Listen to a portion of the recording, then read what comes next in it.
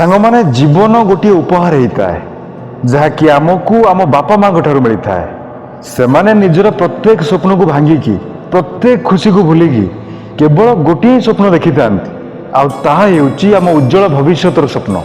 जब आमे माने छोट थिले सेबे सेमाने आम पाई निज रातिर निद को त्याग कर देथिले।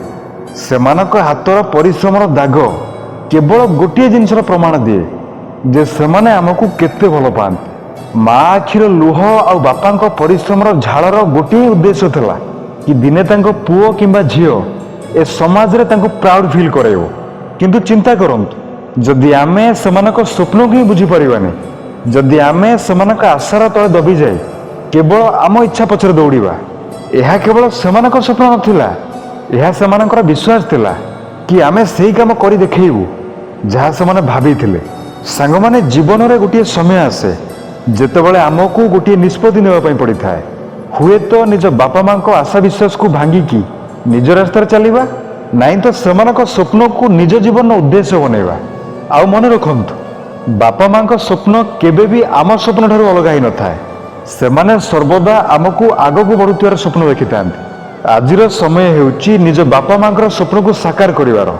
सेही स्वप्न जहाँ सेमाने बिना कोनोसी स्वार्थरे देखिथिले। बापा माँ देइथिबा भल पाइबा आ समर्पण दुनियार सबुठारु बड़ आशीर्वाद होता है।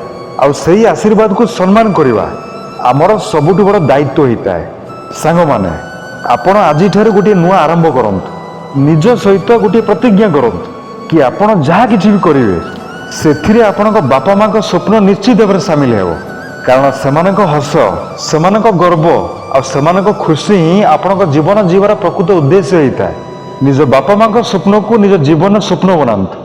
आपण देखिए जीवन में सफलता आपे आपे आसी आपण को पाद छुईब। जदि आज भिडटी आपन को भल लगी था तो यह गोटे लाइक करंतु, आपण को मतामत कमेंट करी जणांतु, वीडियो को शेयर करंतु और हम चैनल को सब्सक्राइब करंतु।